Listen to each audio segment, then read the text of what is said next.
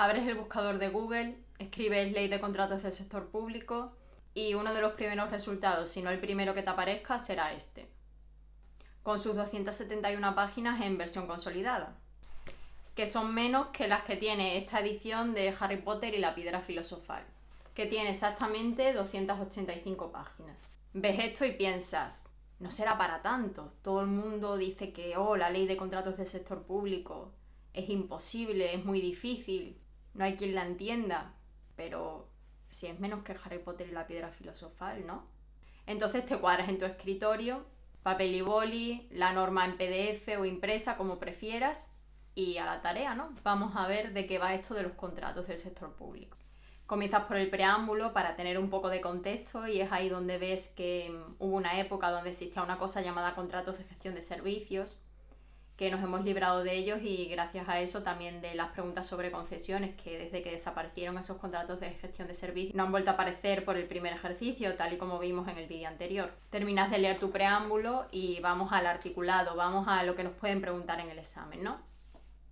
Título preliminar, disposiciones generales, capítulo primero, objeto y ámbito de aplicación de la ley, sección primera, objeto y ámbito de aplicación. Artículo 1, objeto y finalidad. 1. La presente ley tiene por objeto regular la contratación del sector público a fin de garantizar que la misma se ajusta a los principios de libertad de acceso a las licitaciones, publicidad y transparencia de los procedimientos y no discriminación e igualdad de trato entre los licitadores, etc. Es decir, entiendes la declaración de intenciones, la compras o no y continúas. Llegas al artículo 2.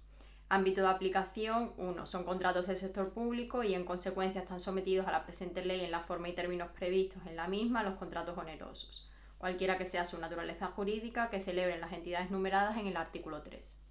Artículo 3, vamos a ver qué nos dice, ¿no? Porque si no mi comprensión de ese artículo 2 será parcial. Y ya vemos que parece que esto de leer la ley de contratos no se va a parecer a leer Harry Potter. Porque imaginemos lo siguiente, que yo comienzo a leer Harry Potter. Página 13. El niño que sobrevivió. Comienza diciendo el señor y la señora Dursley que vivían en el número 4 de Private Drive. E imaginemos que ahora, después de decir en el número 4 de Private Drive, me manda a la página 64 en su párrafo séptimo. Y yo me voy a esa página 64 en su párrafo séptimo y leo: Harry contempló el fuego. Si pensaba en ello, todas las cosas raras que habían hecho que sus tíos se enfadaran con él habían sucedido cuando él, Harry, estaba molesto o enfadado. Y después de decirme que le ocurrían estas cosas cuando Harry estaba molesto o enfadado, me manda a la página 44 en el párrafo décimo. Pues vamos a ver qué nos dicen ahí, ¿no? Y leo: Harry y Dudley iniciaron una lucha furiosa pero callada para ver quién espiaba por el ojo de la cerradura. Ganó Dudley, así que Harry, con las gafas colgando de una oreja, se tiró al suelo para escuchar por la rendija entre la puerta y el suelo. Ya he terminado de leer lo que me dice la página 44 en el párrafo décimo. Como no me manda a ninguna otra página, a ningún otro sitio de la novela, pues voy a volver a mi página primera a ver si puedo continuar, ¿no? Pero tengo que recordar todo esto que ya me han contado para seguir avanzando en la lectura de la trama. Y continúo. Estaban orgullosos de decir que eran muy normales, afortunadamente. Eran las últimas personas que se esperaría encontrar relacionadas con algo extraño o misterioso, porque no estaban para tales tonterías. Ese sería Harry Potter si se pareciese en algo a la ley de contratos del sector público. O tan amena como esa lectura sin saltos hacia la página 64 y luego hacia la 44 sería la ley de contratos del sector público si se pareciese a Harry Potter. Pero ya vemos que la una y la otra no tienen nada que ver, ¿no? Estábamos en nuestro artículo 2 de la ley de contratos del sector público y nos había mandado al artículo 3. Uno lee ese artículo 3, que no es cortito, le llevará un rato, y bueno, vuelve al artículo 2, ¿no? A continuar con eso de los contratos onerosos. Nos dice que se entenderá que un contrato tiene carácter oneroso en los casos en que el contratista obtenga algún tipo de beneficio económico, ya sea de forma directa o indirecta. 2. Están también sujetos a la presente ley en los términos que en ella se señalan los contratos subvencionados, en los supuestos previstos en el artículo 23, relativo a los contratos subvencionados sujetos a regulación armonizada. Aquí tenemos la opción de ir a ese artículo 23 y ver qué nos cuenta, o de seguir leyendo el artículo 2 para avanzar en esa lectura lineal que pretendemos hacer de la norma, que no nos vamos a eternizar leyéndola, ¿no? Pero claro, si yo en este momento decido no ir al artículo 23 y esperar hasta que llegue a él, mi comprensión del artículo 2 será parcial y yo no sabré cuán parcial es esa comprensión que tengo del artículo 2 puesto que no habré leído el artículo 23. No sabré qué me dice exactamente. Y por esto mismo la ley de contratos del sector público no es Harry Potter y la piedra filosofal, porque yo Harry Potter puedo coger y empezar la lectura en la página 1 y llegar hasta la 285 siguiendo una progresión lineal. Página 1, 2, 3, 4, me va a ir llevando la narración página a página hasta la conclusión final. La ley de contratos podría ser eso si donde me dice artículo 23, ese artículo 2, me desglosase el contenido del artículo 23 en lugar de remitirme a él. Pero entonces mi ley de contratos no tendría 271 páginas en versión consolidada. Probablemente tuviese varios cientos de páginas más. Y entonces probablemente se pareciese más al Ulises de Joyce, que también lo tengo por aquí, aunque este no lo he leído. Probablemente se pareciese más a esto, con sus 941 páginas y su plano al inicio. No vaya a ser que nos perdamos en la lectura. Esto ya es una declaración de intenciones. Probablemente nuestra ley de contratos, para poder hacer una lectura lineal de ella, tendría que estar más cercana el número de páginas a esto que a esto. Pero ante esta complejidad inherente a la ley de contratos del sector público, tenemos dos opciones. Las mismas dos opciones que planteábamos cuando abordamos las políticas públicas en su parte programática. La primera es no estudiarla. Y en ese caso podemos encontrarnos en el callejón sin salida que se da en 2 de cada 3 veces en el segundo ejercicio, que es que nos planteen dos casos prácticos, tengamos que elegir, pero veamos que da igual si elegimos A o B, en ambos se nos plantea un contrato. Y por tanto necesitamos conocer qué dice la ley de contratos del sector público para poder responder a las cuestiones que nos hagan sobre esa materia. Si nos encontramos en ese callejón sin salida, no habernos estudiado la ley de contratos puede que nos haya permitido superar el primer ejercicio, pues son al final 7 de las 105 preguntas en promedio. Se puede superar el primer ejercicio de la oposición sin haber estudiado los contratos. Pero claro, el segundo ejercicio, si no nos encontramos en esa tercera parte de las ocasiones donde la alternativa a contratos no es otro contrato, sino una subvención, una expropiación forzosa, y sabemos responder a esta otra cuestión, estaremos abocados al suspenso.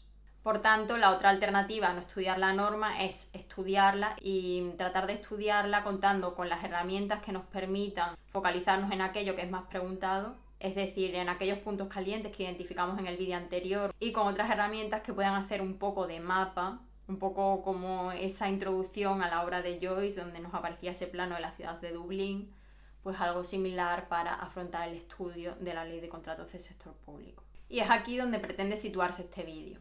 Porque es cierto que, y esto es una opinión personal, pienso que la ley de contratos del sector público hay que al menos darle un par de vueltas completas. Es decir, hay que entender de qué nos habla la ley de principio a fin. Pero yo no estoy aquí para deciros que te estudies la ley al completo y se acabó. Para eso no hace falta que yo haga un vídeo ni hace falta que nadie os diga nada. El sentido común siempre os dirá que es mejor, si se puede, estudiar una norma completa que estudiar solo partes de ella.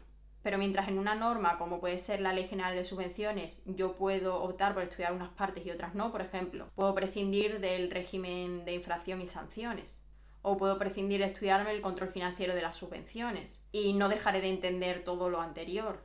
Esto no ocurre en contratos, precisamente porque continuamente hay alusiones a otros artículos. Y yo puedo decidir desde el principio que el artículo 23, como nunca se ha preguntado, no me lo voy a estudiar, pero el artículo 2 tengo que conocerlo. Y entonces cada vez que vuelva al artículo 2 veré que me estaba hablando del artículo 23 y no llegaré a saber si mi comprensión del artículo 2 es completa hasta que yo haya entendido de qué me habla también el artículo 23. Artículo que me remite al 13 y al 17, por tanto tendré que saber qué me dice el artículo 13, que a su vez remite a otros artículos, y el artículo 17, que afortunadamente ese es autoconclusivo y no remite a ningún otro. Lo que quiero decir es que a mí me parece que la forma más adecuada de enfrentarse a la ley de contratos del sector público es con mucha paciencia al principio. Sabré que a lo mejor me lleva 2 semanas, un mes, leer la ley al completo porque va haciendo estos saltos. Pero cada vez que hace un salto, yo voy hilando conceptos, voy asociándolos. Y cuando ya tenga esa foto de conjunto, en ese momento diré, vale, los puntos calientes son estos. Y voy a centrarme aquí. Pero sé que si me preguntan sobre el artículo 23, al menos puedo recordar algo de lo que me decía ese artículo 23. O si tengo que volver a leerlo, ya no me será tan ajeno como la primera vez que me enfrenté a ese artículo 23, que no sabía de qué me hablaba. Pero para llegar a dominar la ley de contratos del sector público en su conjunto, hay 2 ingredientes indispensables. El primero es tiempo y esfuerzo. Y el segundo es esquemas, mapas mentales, abstracciones. El primer ingrediente es de cosecha propia. Ahí cada opositor está solo. Está solo con sus codos y su cabeza delante del escritorio las horas que necesite para que ese tiempo y esfuerzo que está dedicando a la norma se traduzcan en un mayor conocimiento de ella que le permita llegar a su objetivo último, que no es otro que acertar las preguntas del primer ejercicio, resolver un caso práctico en el segundo y obtener así la puntuación suficiente para tener la plaza. Pero en el segundo ingrediente es donde pienso que quienes ya hemos pasado por ese proceso tenemos algo que aportar. Es decir, en ese proceso de hacer esquemas, abstracciones, mapas conceptuales, plantear ideas, asociaciones que permitan entender de una forma más rápida, más directa, más sencilla, de que nos habla una norma determinada, en este caso la Ley de Contratos del Sector Público. Y es ahí donde se sitúa la herramienta que os presento en este vídeo. Esa herramienta es un mapa que luce tal que así. Lo que pretende es emular el sistema solar. Un sistema solar que tiene un triple sol que está compuesto por los contratos de obras, servicios y suministros, que son los más habituales, los que se preguntan en el segundo ejercicio y también en el primero, donde ya hace tiempo que se dejó de preguntar por las concesiones. Para todas estas cuestiones de porcentajes que no voy a repetir en este vídeo, os recomiendo que vayáis al vídeo anterior si no lo habéis visto. Y alrededor de este Sol orbitan una serie de planetas, algunos de los cuales tienen sus propios satélites, y también hay algunas estrellas por ahí dispersas. Quizás todo esto del sistema solar os parezca una majadería mía, puede ser, pero por si a alguien le resulta de utilidad, para no daros la foto final y decir, ¡hala! Ahí tienes el sistema de la contratación pública a modo de sistema solar. Voy a ir desde el núcleo, desde el triple sol, hacia la periferia. Y voy a ir explicando qué lógica he seguido al elaborarlo. Retiremos todo el contenido y quedémonos con estos tres círculos a modo de diagrama de Venn, que ahora vais a entender por qué están así representados y no de otra forma. Pero en primer lugar quiero responder a una posible primera pregunta, que es ¿por qué 3 círculos y no 5? Es decir, ¿qué pasa con las concesiones? Bueno, ya lo hemos comentado, las concesiones de obras y concesiones de servicios no se han preguntado hasta la fecha. Pero si vosotros queréis incluirlas, es tan sencillo como hacer exactamente el mismo ejercicio con estos 3 círculos ampliado a 5, añadiendo los artículos específicos que se refieran a las concesiones de obras y concesiones de servicios y los artículos en los que compartan cuestiones con los otros tipos de contratos. Hecha esta puntualización, volvamos al triple sol, a ese diagrama de Venn. Lo que permite un diagrama de Venn es situar tanto las cuestiones que son específicas de cada tipo de contrato, en la que las obras no comparten con los suministros ni los servicios, y así cada uno de ellos con los demás, y luego situar las cuestiones que comparten 2 a 2 y las cuestiones que comparten los 3 contratos, que estarán en la parte más central. Aquí quiero hacer una segunda puntualización, y es que cuando me refiero a estos artículos que comparten 2 a 2 los tipos de contratos o los 3, no estoy diciendo que todos los artículos distintos de estos no sean aplicables a estos tipos de contratos, al contrario, pero si ese artículo en concreto no se refería al contrato de obra, servicios o suministro de manera expresa, no estará incluido en el núcleo del Sol, aunque sí que sea aplicable, de ahí que orbiten alrededor de ese Sol. Lo primero es asignar a cada tipo de contrato los artículos del capítulo del libro segundo dedicados a él. Seguidamente, ampliar las referencias a cada tipo de contratos con los primeros artículos de la ley, es decir, artículos 13, 16 y 17, los referidos a los umbrales SARA 20, 21 y 22 y otros artículos que se refieren específicamente a cada uno de ellos. Visto lo específico de cada contrato, es decir, lo que no comparten las obras con los suministros ni los servicios con las obras y los suministros, así, veamos lo que sí que comparten 2 a 2, es decir, en primer lugar, las obras con los servicios. Artículos 23 y 77, referido a la clasificación, que ya sabemos que no existe la clasificación como empresario de suministro o como contratista de suministro y por tanto no tiene sentido hablar del artículo 77 cuando hablemos de un contrato de suministro, a no ser que nos pongan la trampa de preguntarnos por él para precisamente ver si sabemos que el 77 se refiere solo a obras y servicios. Y servicios y suministros comparten otra serie de artículos, entre los que yo destacaría el artículo 29, el de la duración del contrato. Y este es un ejemplo de un artículo que, aunque aparece específico como compartido por servicios y suministros, no significa que no sea aplicable a los contratos de obra. Pues hay cuestiones de ese artículo 29, como es la prórroga en el apartado 2, que es aplicable a cualquier tipo de contrato. Ahora bien, en ese artículo 29 no aparece ningún límite de duración para los contratos de obras, como sí aparece para el de suministro y servicio.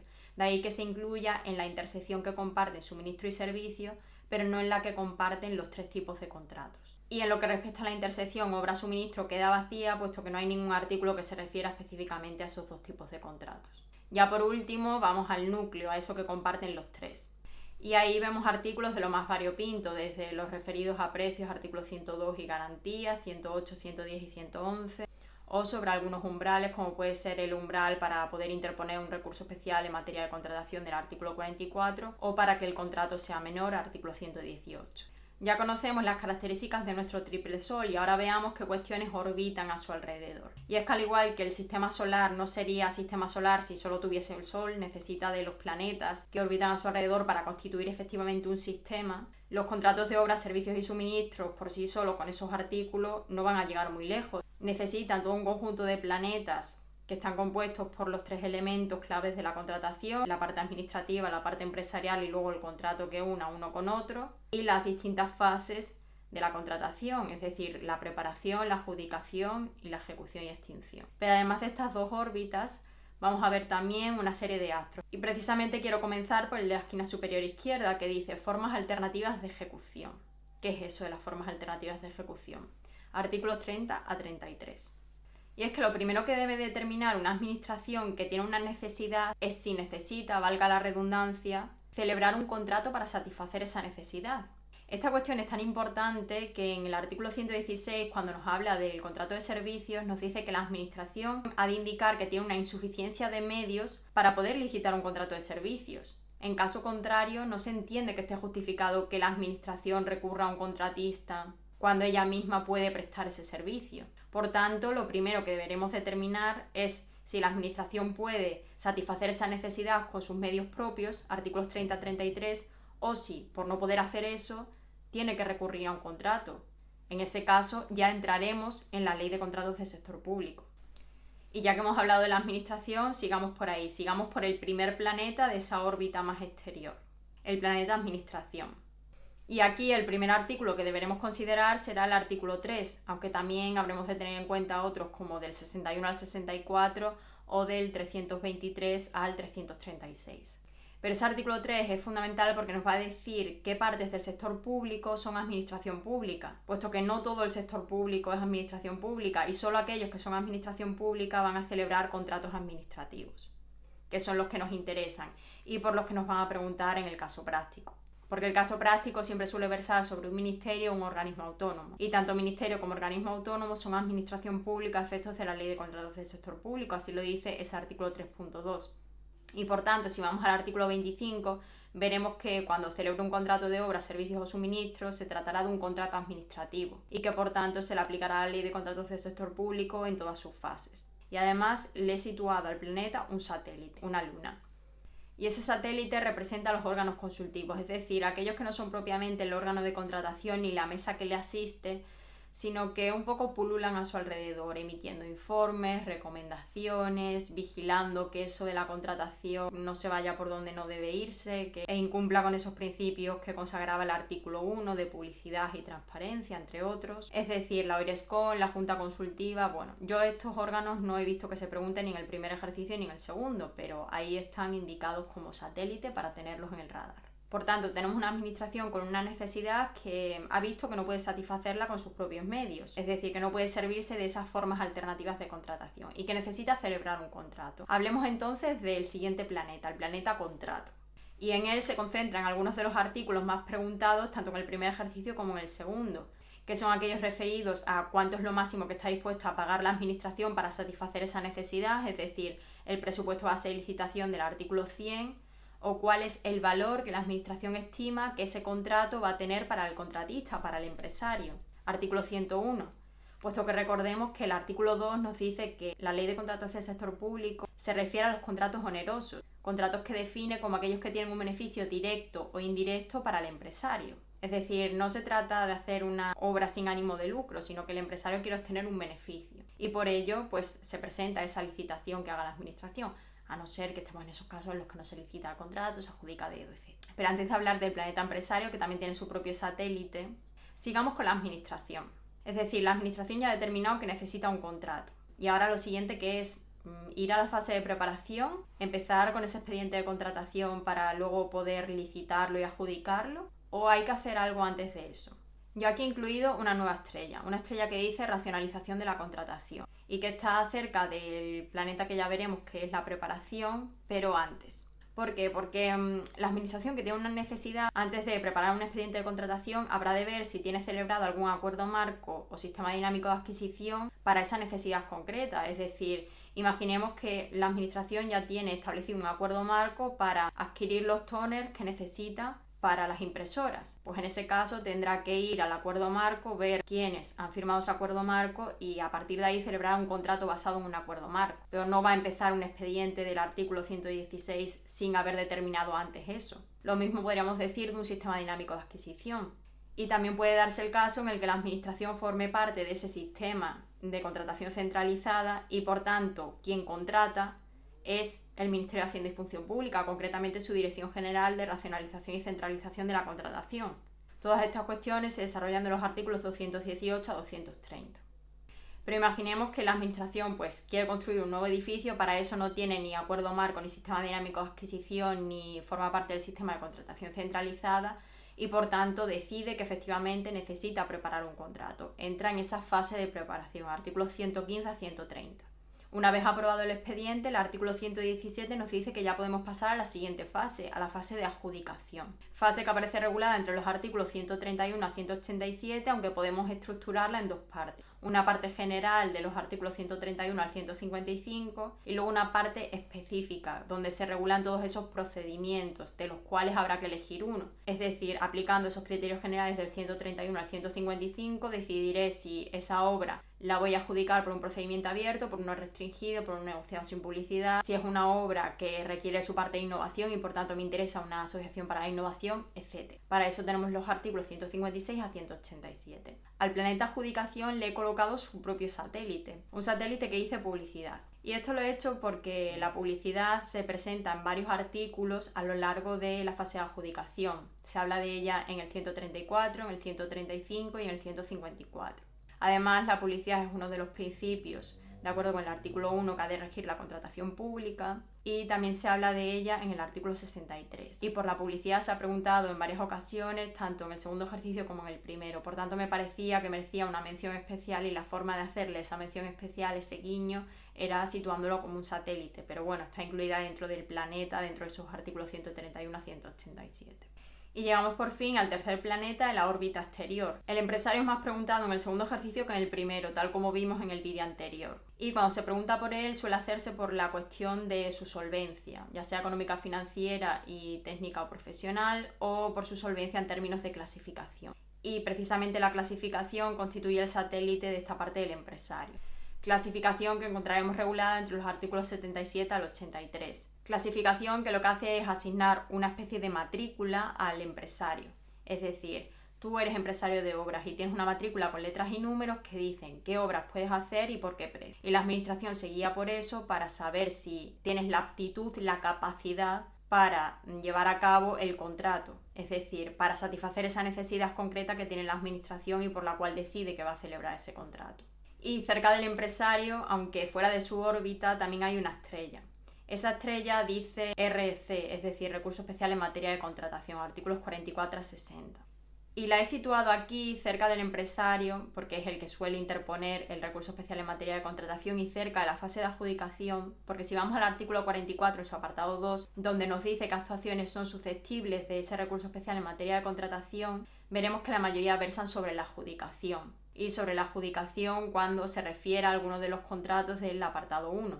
Esta cuestión del recurso especial en materia de contratación también se pregunta a menudo, sobre todo en el primer ejercicio, donde es una pregunta recurrente. Y de esos artículos 44 a 60, el más preguntado es el artículo 44. Por tanto, ese recurso especial en materia de contratación conviene que lo tengamos en el radar, puesto que no es un recurso que resuelva el órgano de contratación. De ser así, nos tendríamos que ir a la Ley de Procedimiento Administrativo Común en su título quinto, donde se regulan los recursos administrativos, ni es un recurso del que conozca el contencioso administrativo, en cuyo caso estaríamos a lo dispuesto en la Ley 29 de 1998, sino que es un recurso del que se encargan los tribunales administrativos de recursos contractuales, que también se regulan entre estos artículos 44 a 60. Ya tenemos vistos los 3 pilares de la contratación, la parte administrativa, la parte empresarial y el contrato. Y tenemos vistas 2 de las 4 fases, la fase de preparación y la fase de adjudicación. Ya solo nos falta ver esa fase de ejecución y extinción, artículos 188 a 217, es decir, en esta parte es donde el empresario pues cumple con su cometido, que es satisfacer esa necesidad que tiene la administración, y si lo hace de manera correcta, la administración le paga el precio convenido. Y para terminar, los contratos no son inmunes, es decir, pueden ser declarados nulos o anulables. Y esto se regula entre los artículos 37 y 43, justo antes de ese recurso especial en materia de contratación. Y merecen su estrella propia, esa que dice invalidez. Con esta estrella ya tenemos completo nuestro sistema particular de contratación pública. Como veis, no es la transformación de la ley de contratos del sector público en Harry Potter y la piedra filosofal. Eso habréis de hacerlo cada uno de vosotros a base de ese tiempo y esfuerzo que es individual de cada opositor. En cualquier caso, si detectas cualquier error, por favor déjalo en los comentarios para poder incluirlo en la fe de ratas de la descripción del vídeo. En el próximo vídeo hablaré de un segundo recurso, ese específico para la preparación del segundo ejercicio, así que si te interesa, estate atento porque lo subiré próximamente.